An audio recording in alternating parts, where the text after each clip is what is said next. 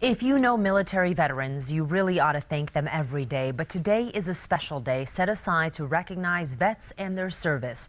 Tucson's Veterans Day parade stretched through downtown this morning, starting at 11, with plenty of active duty military, veterans, and others joining the parade.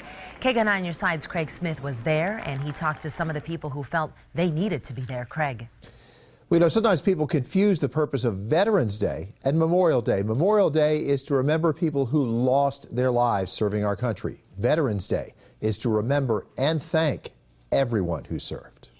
This is a thank you that stretched more than a mile through Tucson's downtown, including the very young who may dream of serving their country someday, to others who wore the uniform for 20 years or more. Is that a Purple Heart there? Yes, it is. The ribbons on Walter Ross's uniform tell part of the story of his life in the Army. I first went to Korea in 1951. Then they sent me to Japan for about 3 years.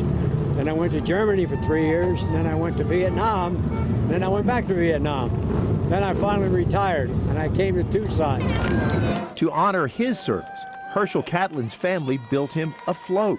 They say this is the 40th year he's ridden a float in the Veterans Day parade.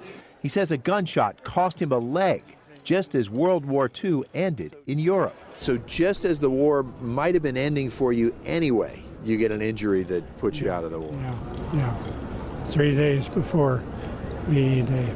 Herschel Catlin's son says other World War II vets used to ride the float with him.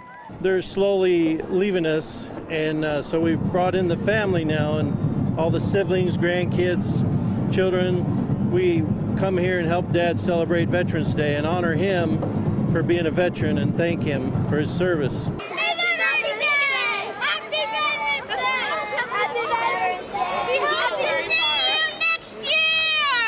Craig Smith, KGUN 9, on your side.